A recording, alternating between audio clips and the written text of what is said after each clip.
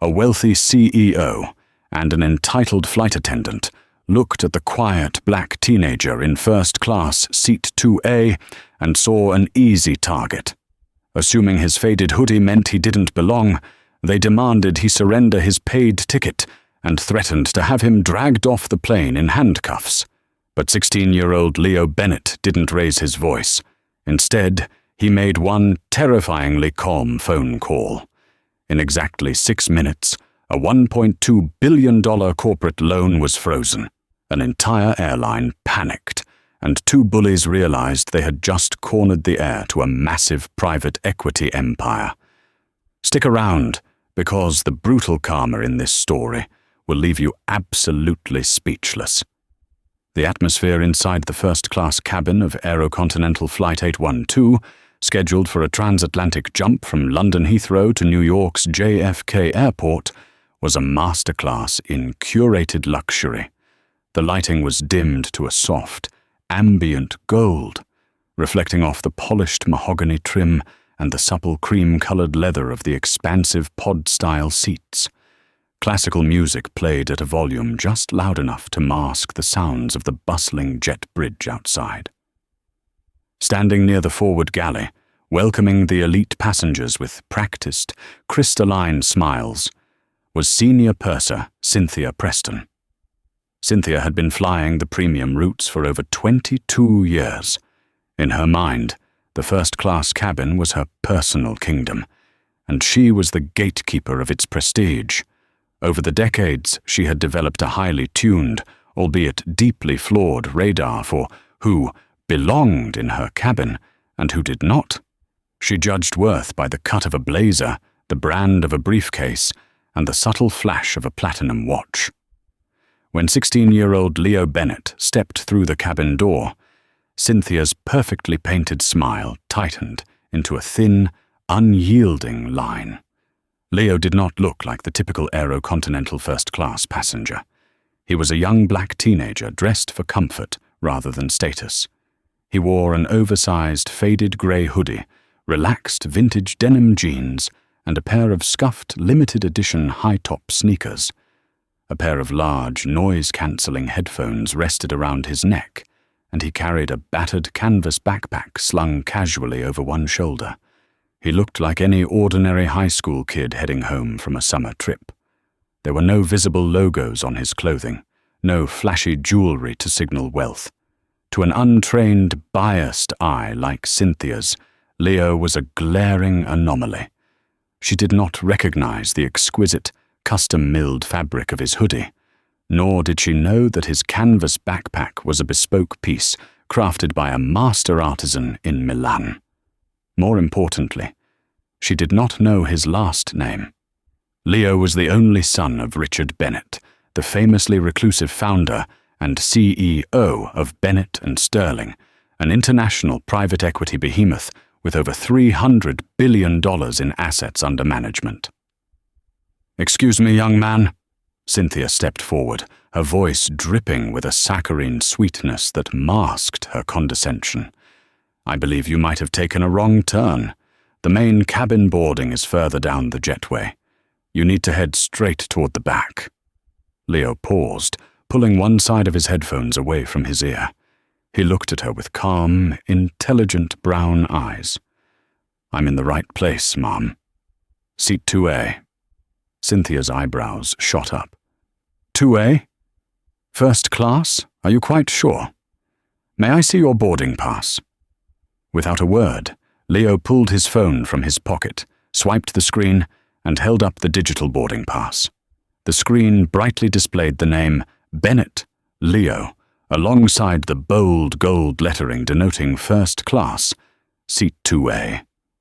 Cynthia stared at the screen for a moment longer than necessary, as if hoping the digital ink would rearrange itself into an economy seating assignment.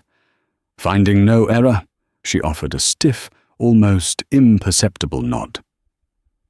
"Very well. Right this way." Leo nodded politely and made his way to his pod. He stowed his backpack in the overhead bin, settled into the plush leather seat, and opened a paperback novel. He was used to the stairs. Growing up in a world of unimaginable wealth, his father had taught him the value of flying under the radar. "Money talks, Leo," Richard Bennett would often say, "but wealth whispers. Let them underestimate you. It gives you the advantage." 10 minutes later, the boarding process was nearly complete when a loud, booming voice echoed from the front of the cabin. "What do you mean the seat is occupied? I specifically requested 2A. I always sit in 2A. Enter Arthur Pendleton." Arthur was a man who wore his wealth like a blunt weapon. Dressed in a sharply tailored, albeit slightly wrinkled, charcoal suit, he possessed the red-faced indignation of a man who rarely heard the word no. Arthur was the CEO of a mid-sized logistics firm, a company that, ironically enough, relied heavily on rolling credit lines secured by institutional investors.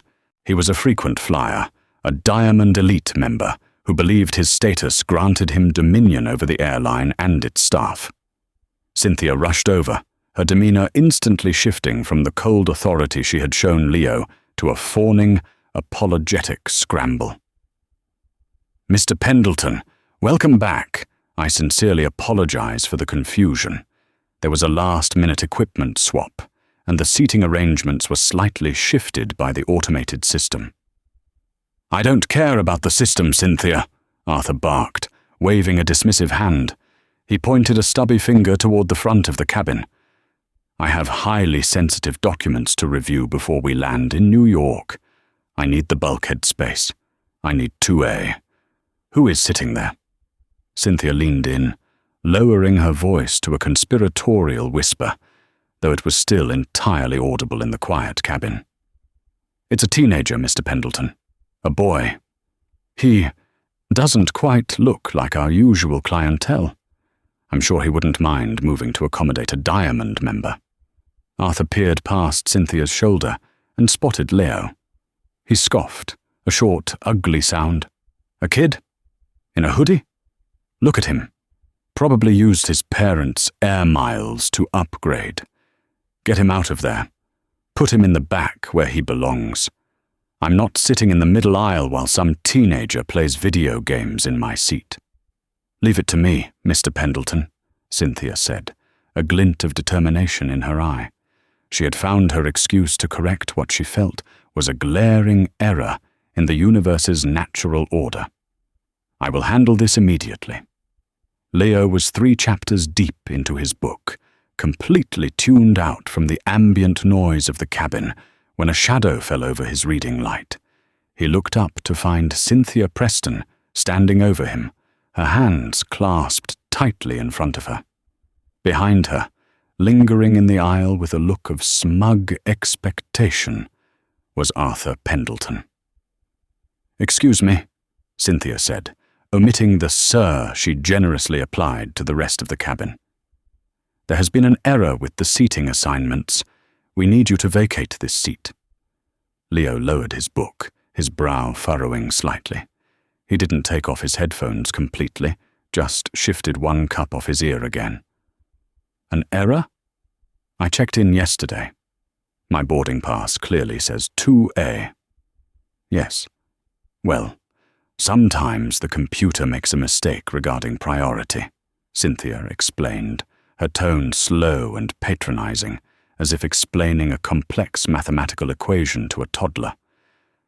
"This gentleman," she gestured to Arthur, "is one of our most valued Diamond Elite members. He requires the space of the bulkhead for business purposes. You will need to move." "Move where?" Leo asked, keeping his voice entirely level. "We have a lovely window seat available in the premium economy section," Cynthia lied smoothly. In reality, the flight was entirely full, and the only open seat was a middle seat in the very last row of the main cabin, right next to the lavatories. "I can personally assist you with moving your belongings." Leo looked from Cynthia to Arthur. Arthur was adjusting his expensive silk tie, not even bothering to make eye contact with the teenager, clearly assuming the transaction was already complete. "I respectfully decline," Leo said, his voice quiet but incredibly firm. "I paid for a first-class ticket. I selected this seat specifically. I have no intention of moving to economy so someone else can have my seat." Arthur finally stepped forward, his patience evaporating. "Listen, kid.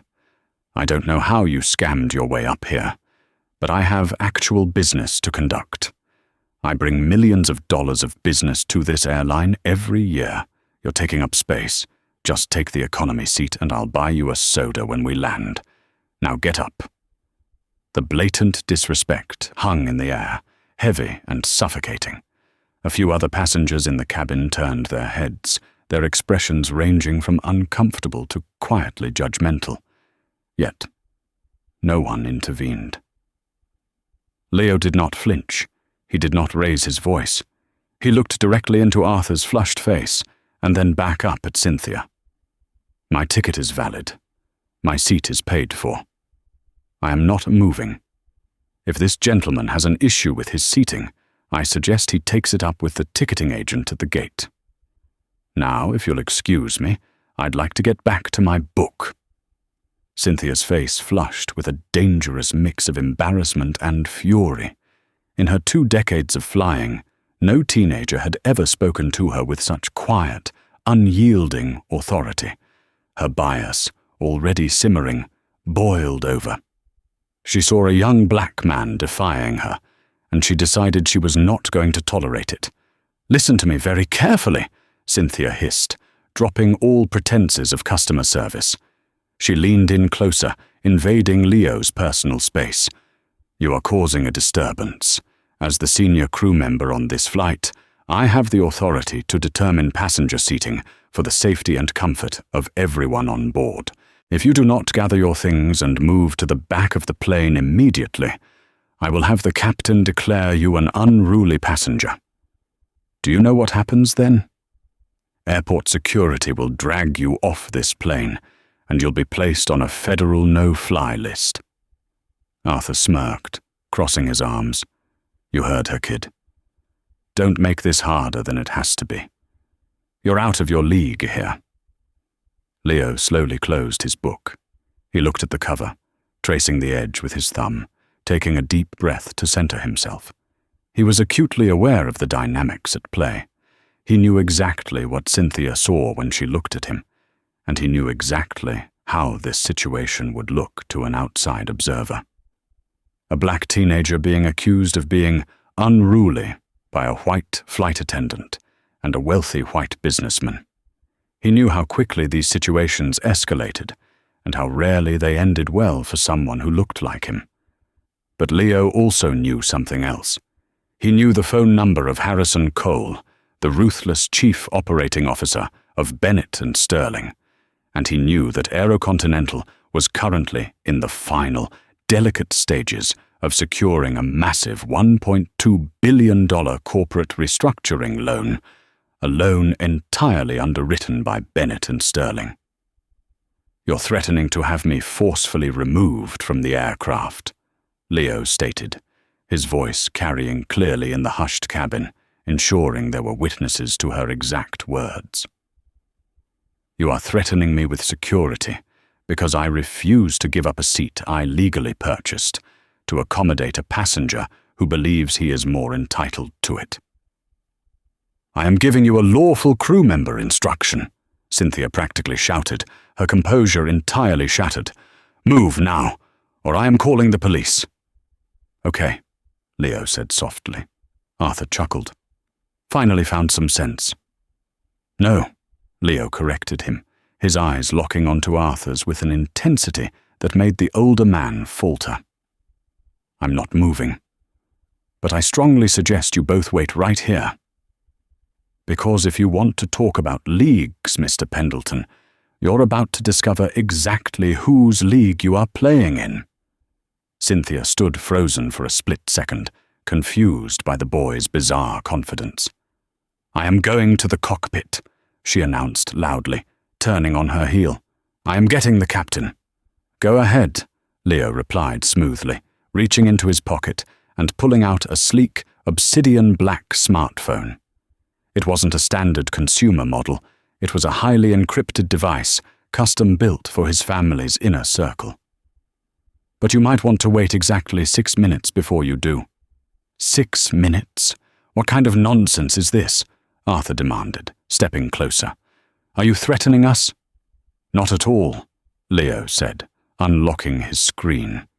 He bypassed the standard contacts and opened a secure communication app.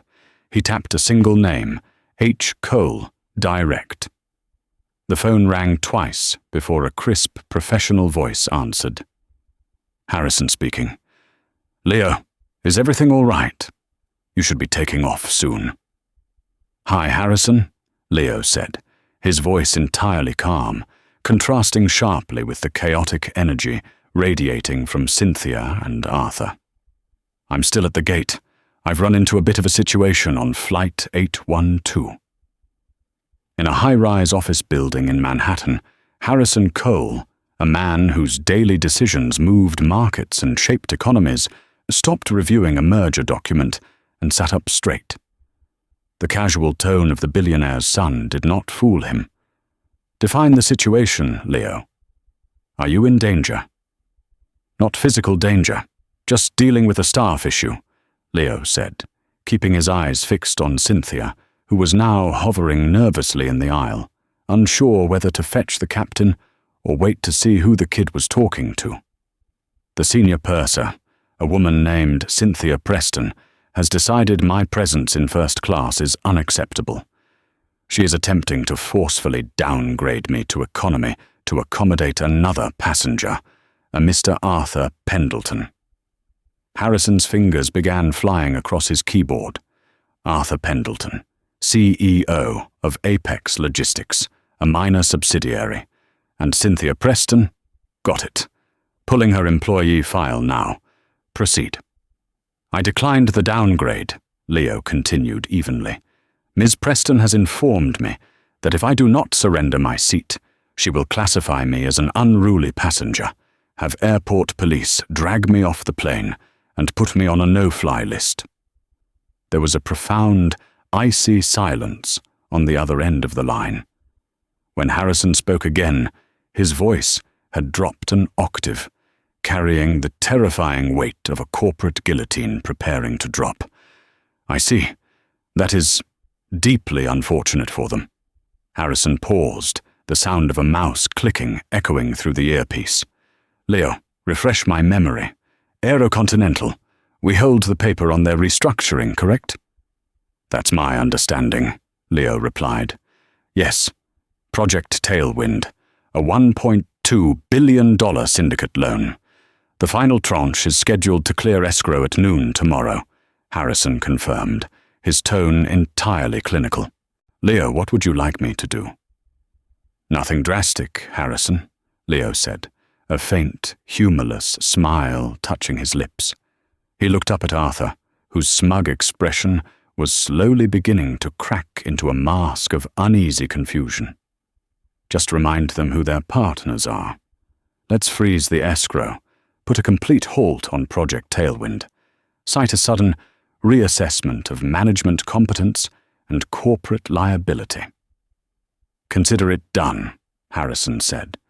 It will take me approximately 5 minutes to draft the injunction and contact the syndicate partners.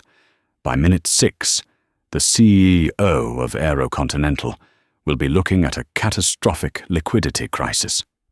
Thank you, Harrison. I'll stay on the line. Leo lowered the phone, placing it on the armrest, the speakerphone engaged but muted. He looked up at Cynthia and Arthur. The clock is ticking. You have exactly 6 minutes.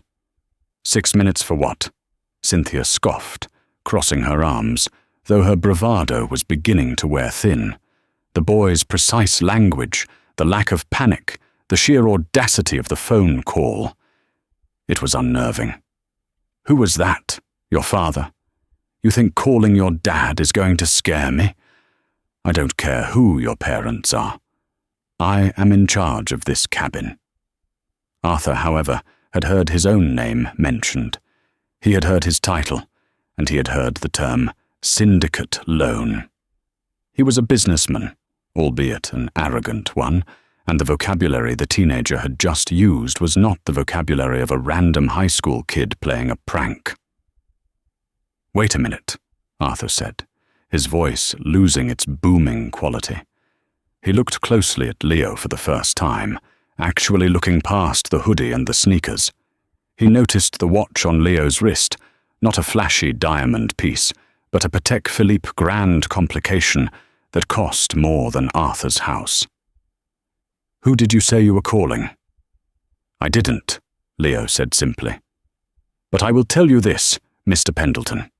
Apex Logistics has a $50 million revolving credit line that comes up for renewal in 4 months. I'd be very careful about how you spend the next few minutes. Your standing with your creditors might suddenly become very precarious." Arthur stepped back, all color draining from his face. "Apex? How do you know about Apex?" 4 minutes, Leo said, his eyes flicking to the digital clock on the bulkhead screen. Panic, cold and sharp, finally began to pierce Cynthia's veil of entitlement. She looked from the terrifyingly calm teenager to the suddenly sweating executive. The power dynamic in the cabin had violently shifted, and she had no idea how it had happened. I'm getting the captain," Cynthia stammered, backing away toward the cockpit door. "This is absurd. This is a security threat." "Get him," Leo advised quietly. "In fact, you better get him out here right now, because when his bosses call him in about the 3 minutes, he's going to want to know exactly why his airline just lost over $1 billion in funding." The standoff had reached its peak. The silence in the first-class cabin was deafening, save for the soft ticking of the plane's digital clocks, counting down to a financial explosion that neither Cynthia nor Arthur could possibly comprehend. The air in the first-class cabin had grown entirely stagnant, thick with a tension so palpable it felt as though the oxygen had been sucked from the room. Arthur Pendleton, previously a portrait of puffed-up corporate arrogance, was now visibly perspiring. The confident flush in his cheeks had drained, replaced by an ashen, sickly pallor. He stared at the teenager in seat 2A, his mind racing through the terrifying implications of the boy's words. Apex Logistics, a $50 million revolving credit line. Only his board of directors and his primary institutional lenders knew the exact figures and the upcoming renewal dates. "Listen, kid." "Leo, is it?" Arthur stammered, his voice dropping an octave, desperately attempting a placating tone. He took a half-step backward, instinctively distancing himself from the brewing catastrophe. "Maybe we got off on the wrong foot. Let's just all take a deep breath. I can take a different seat. It's not a big deal." Leo didn't flinch. He didn't offer a forgiving smile or a nod of understanding. He simply looked at the digital clock on the bulkhead wall. 3 minutes, Mr. Pendleton. The timeline is no longer in my hands. It's in Harrison's. Up at the front galley, Cynthia Preston was frantically punching the keypad to the cockpit door. Her hands were shaking. She had spent 2 decades curating a flawless record, built entirely on catering to the powerful and dismissing the powerless. Now, the very foundation of her worldview was cracking beneath her sensible uniform shoes. The door unlocked with a sharp click, and Captain David Miller stepped out, looking deeply annoyed. Captain Miller was a seasoned pilot, a man who valued schedule, safety, and silence. He was holding a pre-flight checklist, his brow furrowed, as he looked down at his senior purser. "What is the emergency, Cynthia?" Captain Miller asked, his voice low and gravelly. "We are 5 minutes from pushback. Dispatch is already breathing down my neck." "We have an unruly passenger, Captain," Cynthia declared, her voice pitched high with a frantic, almost hysterical edge. She pointed a trembling finger down the aisle toward Leo. "He refuses to follow a direct crew member instruction. He is seated in first class, and when asked to relocate to accommodate a Diamond Elite member, he became combative. He's making threats. He claimed to have called someone to sabotage the airline." Captain Miller sighed heavily, pinching the bridge of his nose. He hated passenger disputes. He looked past Cynthia, expecting to see a belligerent, intoxicated traveller. Instead, he saw a remarkably calm 16-year-old boy in a grey hoodie sitting quietly in seat 2A, making direct eye contact with him. "Combative?" Captain Miller asked, his eyes narrowing slightly as he assessed the scene. The boy didn't look combative. He looked like a statue.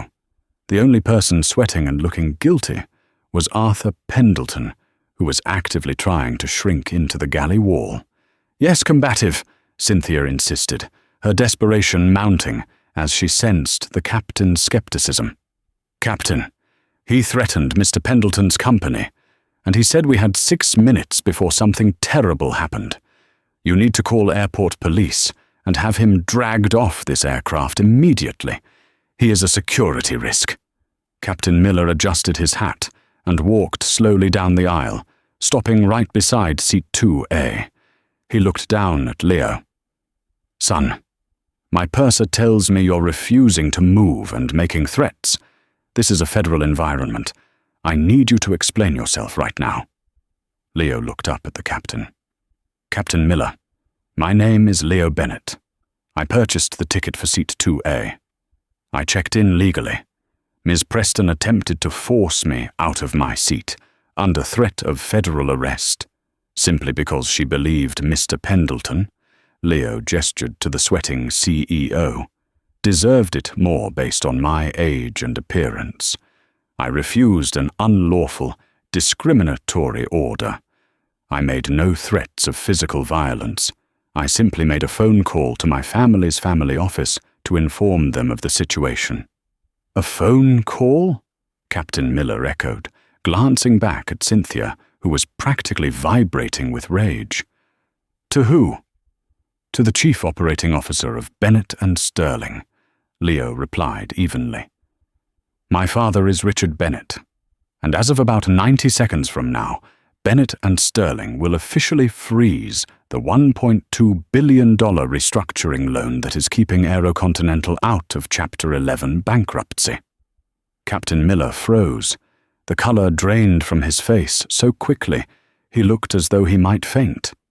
As a senior pilot and a prominent member of the pilots' union, he was intimately aware of the airline's fragile financial state. He knew the name Bennett and Sterling. Every employee, from the baggage handlers to the board of directors, knew that name. It was the lifeline that was supposed to save their pensions and their jobs. "Bennett? Richard Bennett?" Captain Miller choked out, his eyes widening as he looked at the teenager's calm, unblinking gaze. He looked at the Patek Philippe watch. He looked at the bespoke canvas bag. The puzzle pieces violently snapped together.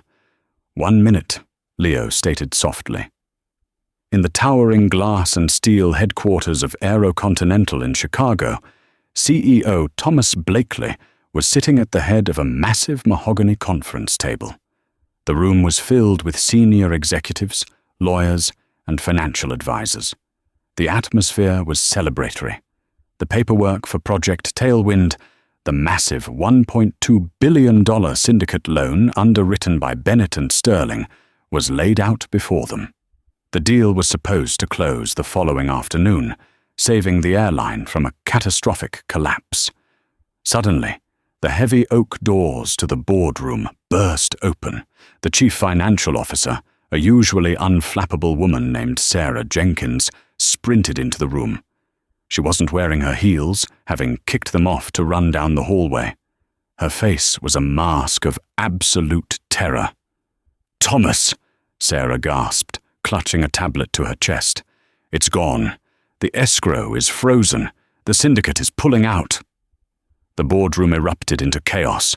Thomas Blakely stood up so fast his chair crashed to the floor. "What are you talking about, Sarah? That's impossible. We met all the covenants. The ink is practically dry."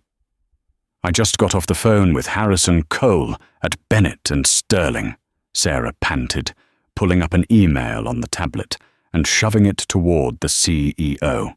"They issued an emergency injunction to halt all funding. They cited a critical failure in management judgment and an unacceptable liability risk at the operational level. Operational level? What does that even mean? Thomas bellowed, reading the cold, legally binding text on the screen. The $1.2 billion was locked. If they didn't get that money by Friday, they would miss payroll. They would ground the fleet. Sarah swallowed hard. Harrison Cole specifically referenced Flight 812 out of Heathrow. He said, "Thomas," he said, "our senior purser threatened to have Richard Bennett's son arrested and dragged off the plane to give his first-class seat to a logistics manager." A dead silence fell over the boardroom. It was the kind of silence that precedes a massive explosion. "Get me the cockpit of Flight 812, Thomas Blakely whispered, his voice trembling with a rage born of pure, unadulterated terror. "Get me the captain on the secure satellite line. Now." Back on Flight 812, the digital clock ticked down to 0. The heavy silence in the first-class cabin was abruptly shattered by the sharp, blaring ring of the cockpit secure satellite phone. The sound echoed down the aisle, making Cynthia jump. Captain Miller stared at the cockpit door, then back down at Leo. "Excuse me," Captain Miller said, his voice entirely devoid of its previous authority. He practically sprinted back to the cockpit, slamming the door behind him. Arthur Pendleton looked like he was going to be sick. He stumbled backward and fell heavily into seat 3B, burying his face in his hands. Cynthia stood frozen in the aisle, her mind desperately trying to reject reality. "It's a bluff," she told herself. "It has to be a bluff. A kid in a hoodie doesn't have $1 billion. Inside the cockpit, Captain Miller grabbed the heavy red receiver of the sat phone. "Miller here. David, this is Thomas Blakely." The CEO's voice was distorted by the satellite connection, but the absolute panic and fury were unmistakable. "Tell me exactly what is happening in your first-class cabin right now. Do you have a passenger named Leo Bennett on board?" Captain Miller closed his eyes. "Yes, sir. Seat 2A. "David, listen to me very carefully," Blakely hissed, his voice trembling. "That boy's father just froze the $1 billion loan keeping this airline alive. Do you understand me? He froze it because your senior purser threatened to have him arrested over a seat dispute. Sir, Cynthia told me he was unruly." "I don't care what she told you," Blakely roared through the phone. "You have exactly 5 minutes to fix this before Bennett and Sterling publicly announces the withdrawal, and our stock goes to 0. You do whatever that boy wants. If he wants to fly the damn plane, you let him sit in your seat. And as for Cynthia Preston," Blakely paused, the venom dripping from his words, "you tell her she is suspended, effective immediately, pending termination. She is not to interact with a single passenger. Get her out of that cabin." "Understood, sir," Captain Miller said, his hand shaking as he hung up the phone.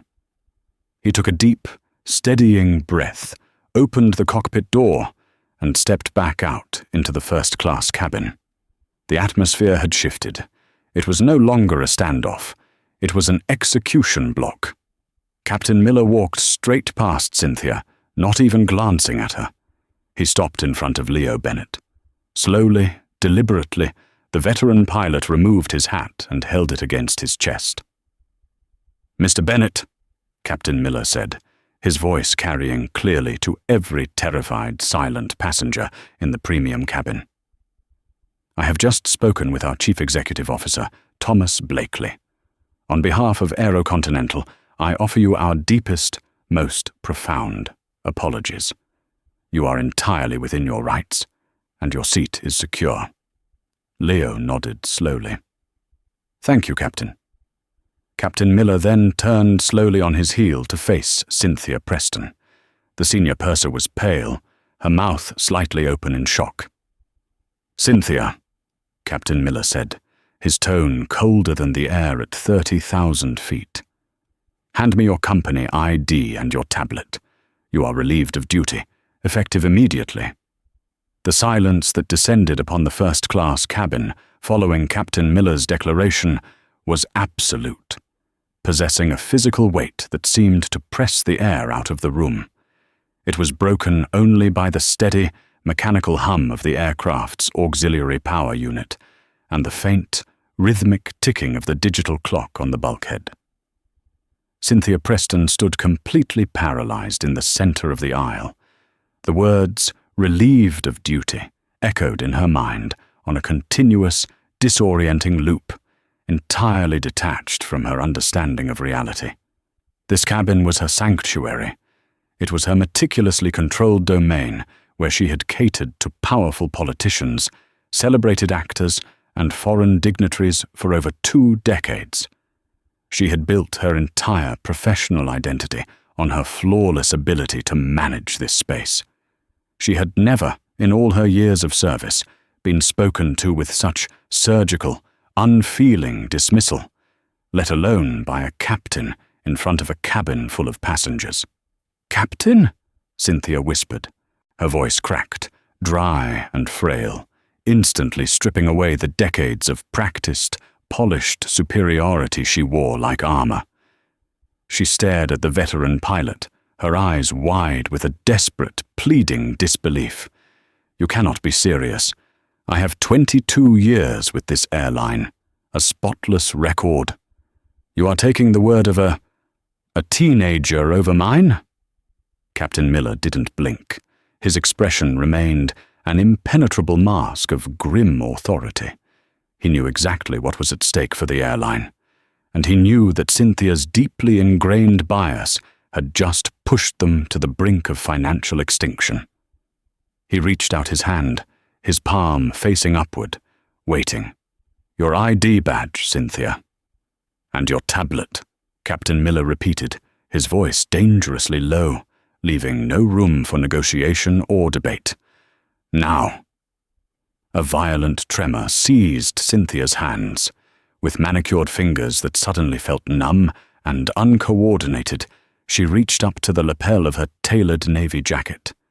She unclipped the pristine, gold-plated wings she had worn with such immense pride, followed by her laminated corporate identifications badge.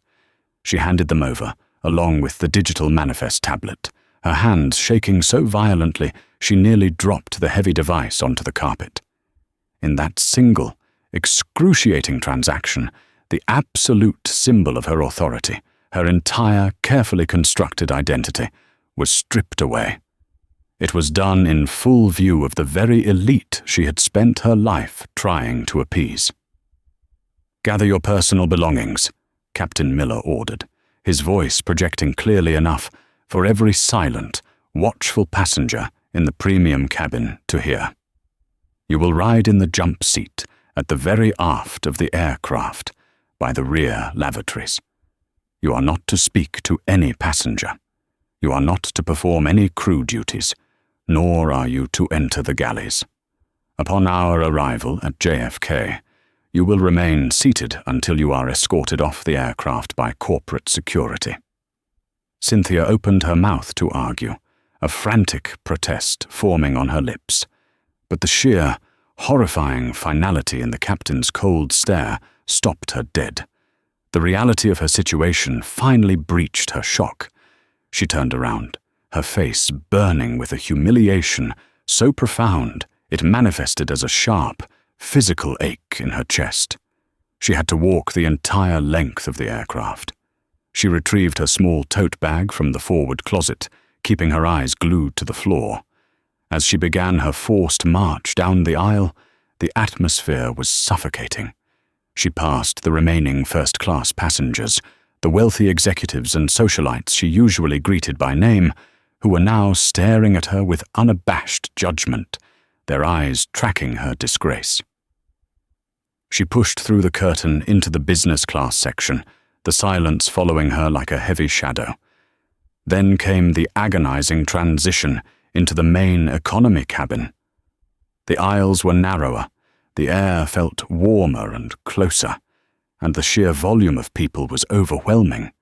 Hundreds of pairs of eyes looked up from their books and screens, entirely unaware of the context, but deeply curious as to why the senior purser was walking toward the back of the plane, with tears silently tracking through her immaculate makeup.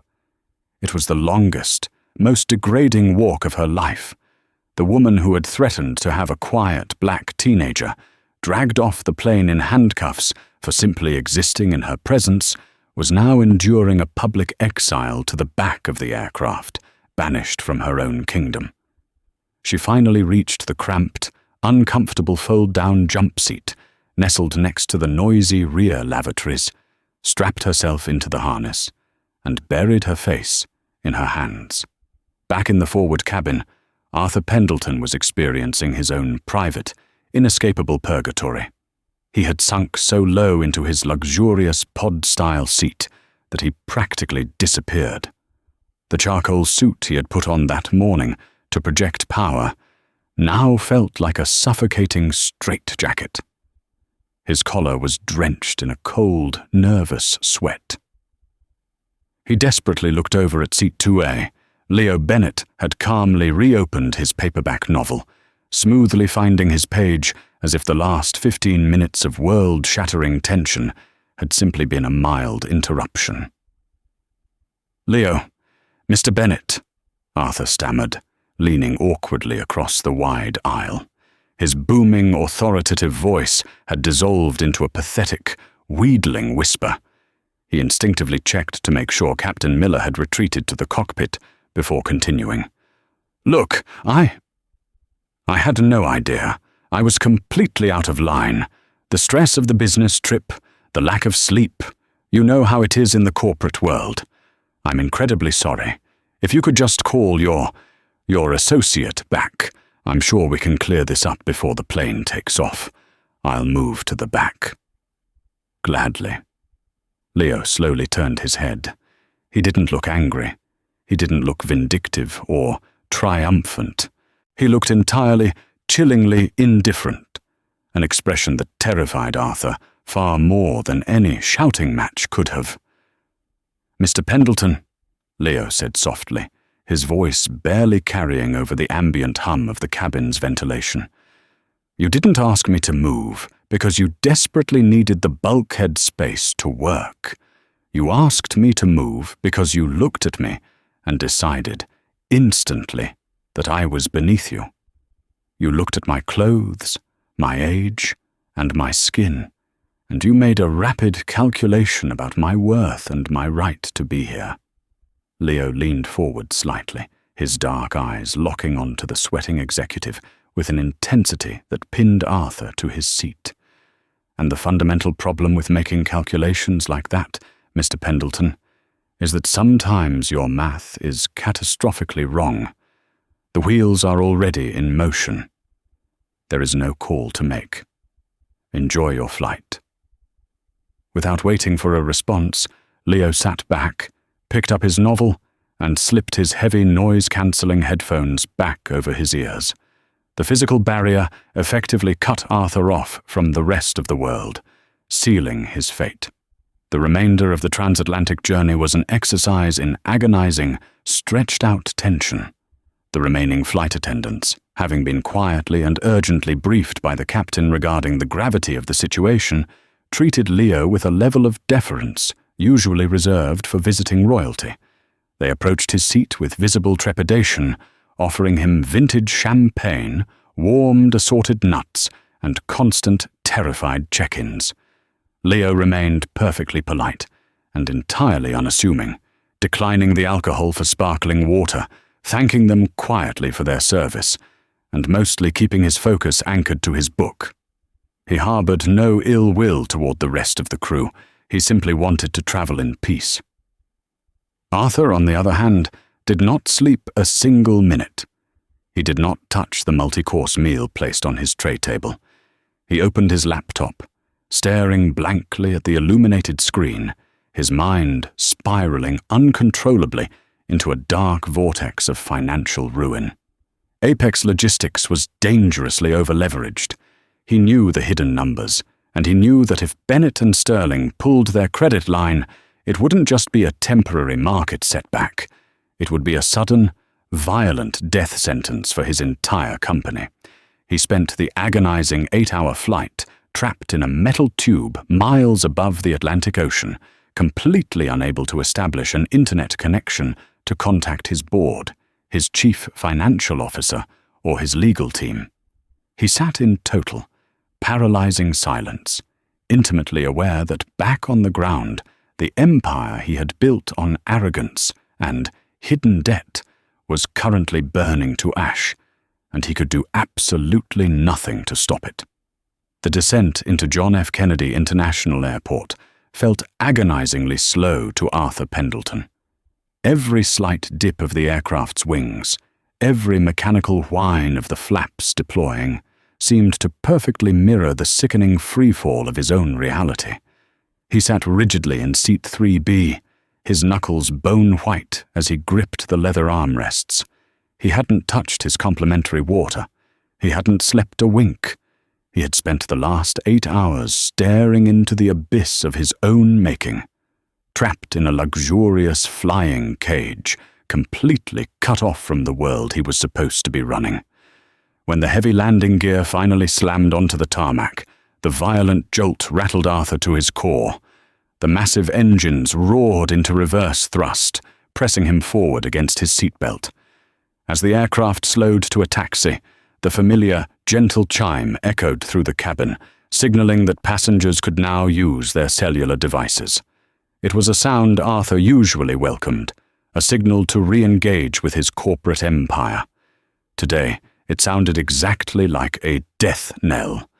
Arthur fumbled in his tailored suit pocket, his hand slick with cold sweat.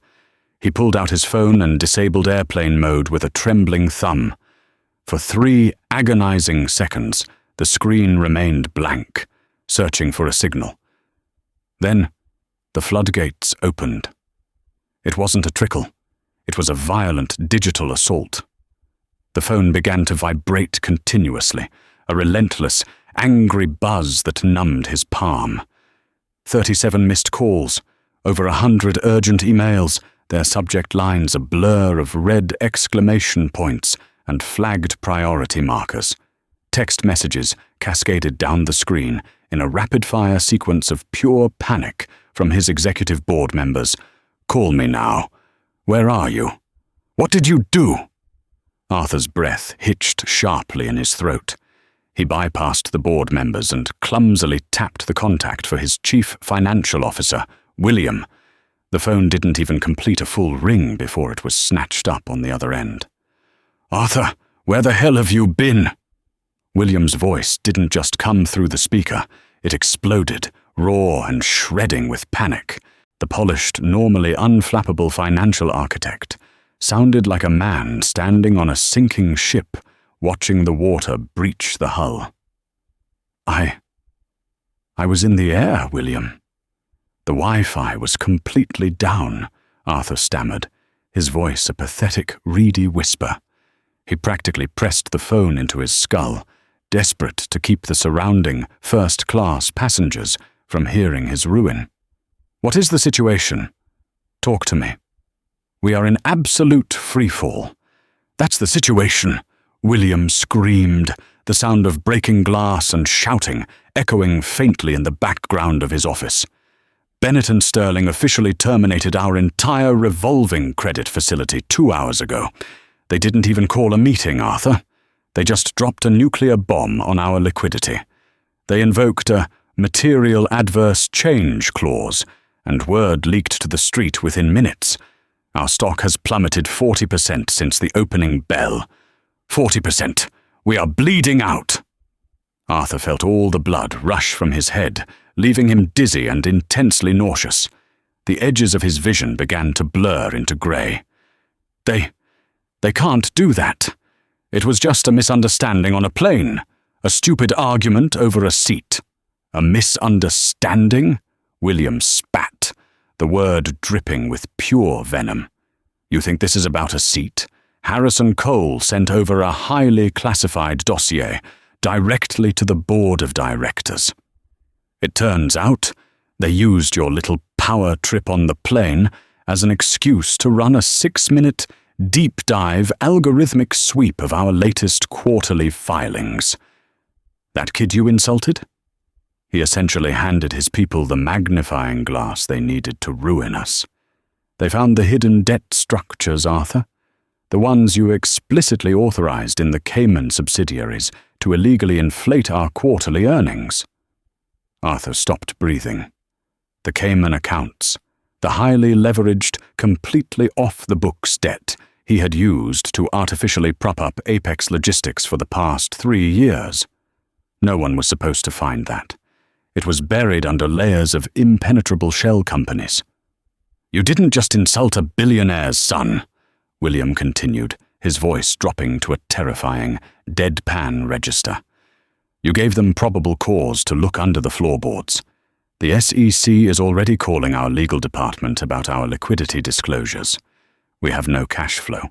We are going to have to file for Chapter 11 bankruptcy protection by Monday morning. The board is convening an emergency session in exactly 1 hour. You are being ousted as CEO, Arthur. Your severance package is completely voided due to gross misconduct. It's over. Do not come back to the office. The line went dead with a sharp click. Arthur sat frozen in his seat, a hollow shell of the man who had confidently boarded the plane in London. His phone slipped from his numb fingers, clattering onto the floor. He had lost his company, his wealth, his reputation, and likely his freedom, all because he couldn't stand the sight of a teenager sitting in a seat he felt entitled to. While Arthur was drowning in the ruins of his career, a different kind of reckoning was waiting at the front of the aircraft. The passengers of Flight 812 began to disembark in a hushed, hurried silence, eager to escape the suffocating tension of the cabin. They filed out, deliberately avoiding eye contact with the empty jump seat at the back where Cynthia Preston had been banished. Cynthia sat shivering despite the warm cabin air. Her pristine uniform felt like a costume that no longer fit. Her makeup was ruined, tracked with the dried paths of silent, bitter tears. When the last economy passenger finally shuffled off the plane, a junior flight attendant approached her, keeping her eyes firmly fixed on the floor. They are ready for you at the front, Cynthia," the young woman whispered, before quickly turning away and fleeing down the aisle. Cynthia gathered her small carry-on bag with trembling hands. She walked the long length of the empty aircraft, her footsteps echoing hollowly in the vacant aisles. As she stepped through the forward door and onto the jet bridge, the harsh fluorescent lights blinded her for a moment. Waiting for her were 2 uniformed Port Authority police officers, their expressions grim and unyielding. Standing between them was a stern-looking man in a dark, tailored suit, holding a silver clipboard. Captain Miller stood silently by the cockpit door, his face an impenetrable mask as he watched her approach. "Cynthia Preston?" the man in the suit asked. His voice was entirely devoid of warmth, a clinical instrument of corporate justice. "I am lead corporate security for Aerocontinental Airlines. You are to come with us immediately." I want to speak to my union representative," Cynthia stammered. Her voice broke, a pathetic, wavering sound that lacked all the haughty authority she had wielded just hours before. "You can't do this to me. I have rights. I have 22 years here." Your union representative has already been fully briefed on the situation, and they have officially declined to intervene on your behalf, the security man stated coldly, checking a box on his clipboard. "Furthermore, a passenger in row 3 recorded your entire altercation with Mr. Bennett on their cell phone. It has been circulating on social media for the past 6 hours. It currently has over 4 million views." Cynthia gasped, her hand flying to her mouth. Her absolute worst nightmare had materialized. The world had seen her true face, stripped of its polite, customer service veneer. The company's public relations department is currently dealing with a massive, international viral backlash regarding your discriminatory and threatening language toward a minor, the security officer continued without missing a single beat. You are not only terminated with cause, meaning you forfeit your pension entirely, but the airline's legal team is preparing to file severe civil charges against you for the immense financial and reputational damages your actions almost cost this company. Hand over your passport and follow the officers. Cynthia's knees buckled. The world spun wildly around her, the jet bridge tilting violently. One of the Port Authority officers had to step forward and catch her by the arm to keep her from collapsing onto the industrial carpeting. The power she had wielded like a weapon had been turned back on her, shattering her meticulously curated life into irreparable pieces. 10 minutes later, Leo Bennett walked out of the terminal. He didn't look back at Arthur, who was still paralyzed in his seat while the cleaning crew worked around him. He didn't look back at Cynthia, who was weeping uncontrollably in a windowless airport security room. He simply adjusted the strap of his canvas backpack, pulled his noise-cancelling headphones securely over his ears to block out the chaotic sounds of JFK, and walked out into the cool New York evening air. Outside, idling at the curb, was a sleek, armored black SUV. The heavily tinted rear window rolled down smoothly as Leo approached, revealing the sharp, analytical face of Harrison Cole. "Good flight, Leo?" Harrison asked, a faint, razor-thin smirk playing on his lips as he took in the teenager's relaxed demeanor. Leo climbed into the back seat, tossing his bag onto the luxurious leather upholstery. He sank into the seat and let out a long, quiet breath, finally allowing himself a small, weary smile. The adrenaline of the standoff was fading, replaced by the comforting familiarity of his actual life. "It was eventful, Harrison," Leo replied softly, leaning his head back against the headrest. "But I think the math finally balanced out. Let's just go home." As the SUV pulled away from the curb, seamlessly merging into the relentless flow of city traffic, the scales of justice settled heavily over the airport behind them. Arrogance had met its ultimate match, entitlement had been utterly destroyed, and karma had collected its absolute, unforgiving debt. The universe has a funny way of balancing the scales, often when we least expect it. Cynthia and Arthur learned the hard way that true power doesn't come from a tailored suit or a flight attendant's badge. It comes from character, and sometimes it quietly sits right next to you in a faded hoodie. They let their prejudice and entitlement write checks their reality couldn't cash, and the fallout was absolute zero. It's a stark reminder to never judge a book by its cover, because you never know who holds the pen to your story. If you loved watching this heavy dose of instant karma unfold, please hit that like button, share this story with someone who loves a good twist, and subscribe to the channel for more incredible, jaw-dropping stories of justice served cold. See you in the next one.